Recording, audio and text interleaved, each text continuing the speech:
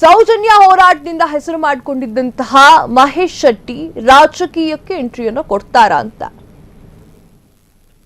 ಪ್ರಥಮವಾಗಿ ತಮಗೊಂದು ನಮ್ಮ ಒಂದು ಮಾತುಗಳನ್ನ ಕೇಳಲಿಕ್ಕೆ ಅವಕಾಶ ಮಾಡಿಕೊಟ್ಟಿದ್ದಕ್ಕಾಗಿ ನಿಮಗೆ ಧನ್ಯವಾದಗಳು.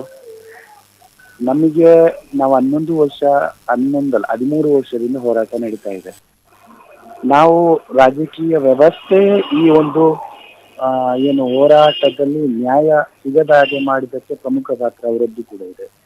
ಅವತ್ತಿನ ಬಿಜೆಪಿ ಸರ್ಕಾರ, ಅವತ್ತು ಒಕ್ಕಲಿಗ ಸಮುದಾಯದ ಉಪಮುಖ್ಯಮಂತ್ರಿಗಳು ಮತ್ತು ಗೃಹ ಸಚಿವರಾಗಿರುವಂತ ಆರ್ ಅಶೋಕ್ ಅವರು, ಅದೇ ರೀತಿ ಅವತ್ತು ದಕ್ಷಿಣ ಕನ್ನಡ ಜಿಲ್ಲೆಯಲ್ಲಿ ಉಸ್ತುವಾರಿ ಸಚಿವರಾಗಿದ್ದಂತಹ ಸಿ ಟಿ ರವಿ ಅವರು ಅವತ್ತು ಏನೂ ಮಾಡಲಿಲ್ಲ. ಆ ಘಟನೆ ನಡೆದಂತ ಸಂದರ್ಭದಲ್ಲಿ ಆ ಪ್ರಕರಣಕ್ಕೆ ತಾರ್ಕಿಕ ಅಂತ್ಯ ಒಂದು ಕೊಡುವಂತಲ್ಲಿ ಮತ್ತೆ ಆ ತಾಯಿಗೆ ನ್ಯಾಯ ಒದಗಿಸುವಲ್ಲಿ ಅವರದ್ದು ಏನೂ ಪಾತ್ರ ಇಲ್ಲ.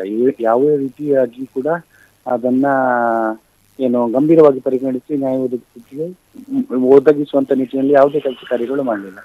ಇವತ್ತು ಕೂಡ ನಡೀತಾ ಇಲ್ಲ. ನಾವು ರಾಜಕೀಯ ವ್ಯವಸ್ಥೆಯನ್ನು ವಿರೋಧ ಮಾಡಿಕೊಂಡೇ ಬಂದಿದ್ದೇವೆ. ಕಾರಣ, ಈ ಪ್ರಕರಣದಲ್ಲಿ ನಮಗೆ ರಾಜಕೀಯ ವ್ಯವಸ್ಥೆ ಯಾವುದೇ ರೀತಿಯ ಬೆಂಬಲವನ್ನು ಕೊಡಲಿಲ್ಲ.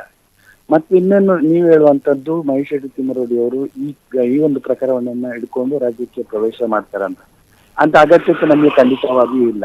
ನಾವು ಇವತ್ತಿನ ಕಾಲಘಟ್ಟದಲ್ಲಿ 2 ರಾಷ್ಟ್ರೀಯ ಪಕ್ಷಗಳನ್ನ ಸಮಾನಾಂತರವಾಗಿ ವಿರೋಧ ಮಾಡ್ಕೊಂಡು ಬಂದಿದ್ದೇವೆ. ರಾಜಕೀಯ ವ್ಯವಸ್ಥೆ ಈಗಿನ ಪ್ರಸ್ತುತ ವಿದ್ಯಮಾನದಲ್ಲಿ ಸರಿ ಇಲ್ಲ. ಹಾಗಾಗಿ ರಾಜಕೀಯಕ್ಕೆ ಬರುವಂತ ಅಗತ್ಯತೆ ನಮಗಿಲ್ಲ.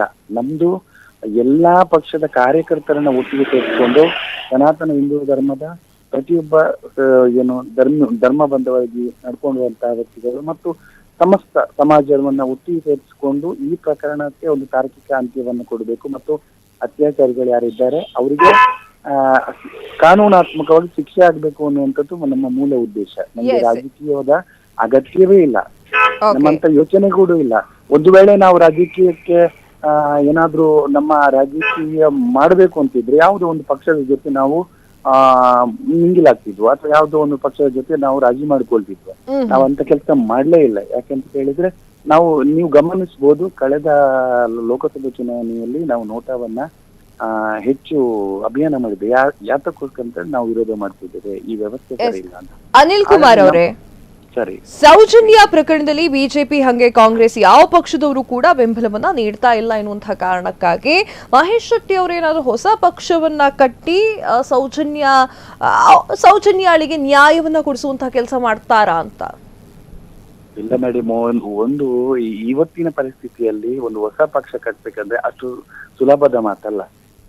ಇವತ್ತಿನ ರಾಜಕೀಯ ಯಾವ ರೀತಿ ಇದೆ ಅಂತ ಹೇಳಿದ್ರೆ ಹಣದ ಹೊಳೆ ಹರಿಸಬೇಕಾಗಿದೆ. ಇವತ್ತು ಚುನಾವಣೆಯಲ್ಲಿ ಸ್ಪರ್ಧೆ ಮಾಡಬೇಕಾದ್ರೆ ನಾವು ಕಳೆದ 13 ವರ್ಷಗಳಿಂದ ಬಡವರು ಸೇರಿಕೊಂಡು ಮಾಡ್ತಾ ಇರತಕ್ಕಂಥ ಹೋರಾಟ, ಇದಕ್ಕೆ ಯಾವುದೇ ರೀತಿಯ ಆರ್ಥಿಕವಾದ ಬೆಂಬಲ ಯಾರು ಕೊಡ್ತಾ ಇಲ್ಲ.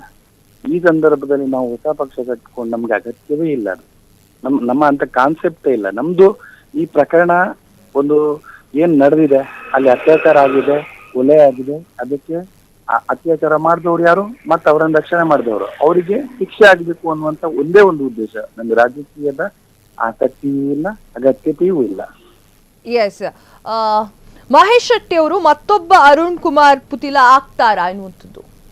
ನೋಡಿ, ಇನ್ನೊಬ್ಬರ ಬಗ್ಗೆ ನಾವು ಮಾತಾಡ್ಲಿಕ್ಕೆ ಆಗುದಿಲ್ಲ. ಅವರ ಧೋರಣೆಗಳು ಮತ್ತು ಅವರ ಚಿಂತನೆಗಳು ಏನಿತ್ತು, ಅವರ ಉದ್ದೇಶಗಳು ಏನಿತ್ತು, ಅದು ನಮ್ಗೆ ಗೊತ್ತಿಲ್ಲ. ಅದ್ರ ಬಗ್ಗೆ ನಾವು ಮಾತಾಡ್ಲಿಕ್ಕೂ ಹೋಗುದಿಲ್ಲ.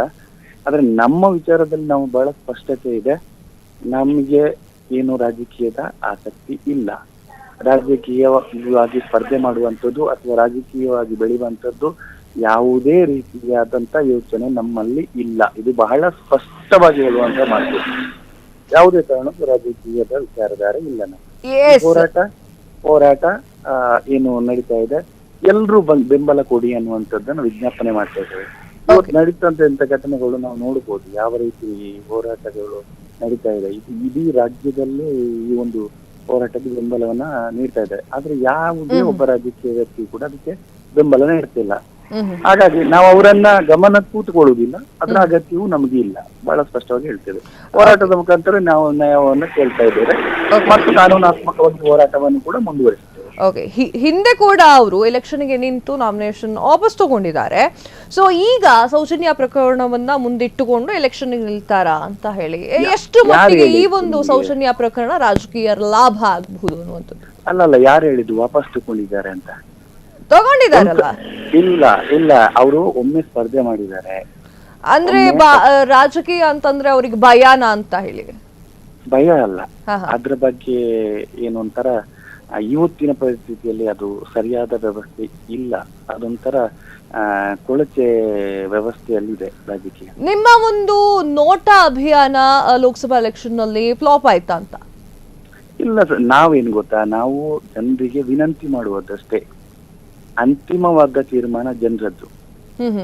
ಅದು ನಾವು ಪ್ರಯತ್ನ ಮಾಡ್ಬೋದು. ಇವತ್ತು ಯಾರೋ ಒಬ್ಬ ರಾಜಕೀಯ ವ್ಯವಸ್ಥೆಯನ್ನ ಬದಲು ಮಾಡ್ತೇನೆ ಅಂತ ಹೊರಟವರು ಅದೊಂದು ಪ್ರಯತ್ನ, ಅಥವಾ ಸಮಾಜವನ್ನ ಸುಧಾರಣೆ ಮಾಡ್ತೇವೆ ಎನ್ನುವಂತದ್ದೊಂದು ಪ್ರಯತ್ನ, ಅಥವಾ ಭ್ರಷ್ಟಾಚಾರ ಮುಕ್ತವಾದ ವ್ಯವಸ್ಥೆಯನ್ನು ನಿರ್ಮಾಣ ಮಾಡ್ತೇವೆ ಅಂತ ಹೇಳುವಂತದ್ದೊಂದು ಪ್ರಯತ್ನ.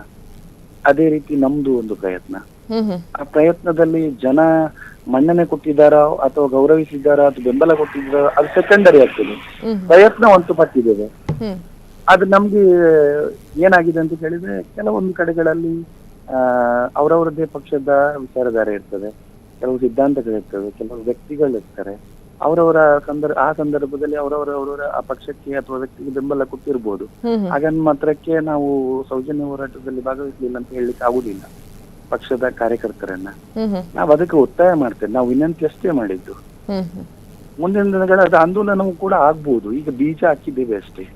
ಬೀಜ ಹಾಕಿದ ತಕ್ಷಣ ಫಲ ಬರಬೇಕು ಅನ್ನುವಂಥದ್ದು ಅಪೇಕ್ಷೆ ಪಡುವಂತದ್ದು ಸಮಂಜಸ ಅಲ್ಲ ಅಂತ ನನ್ನ ಅಭಿಪ್ರಾಯ. ಎಸ್, ಅನಿಲ್ ಕುಮಾರ್ ಅವರೇ, ನಿಮ್ಮೆಲ್ಲ ಮಾಹಿತಿಗಾಗಿ ಧನ್ಯವಾದಗಳು.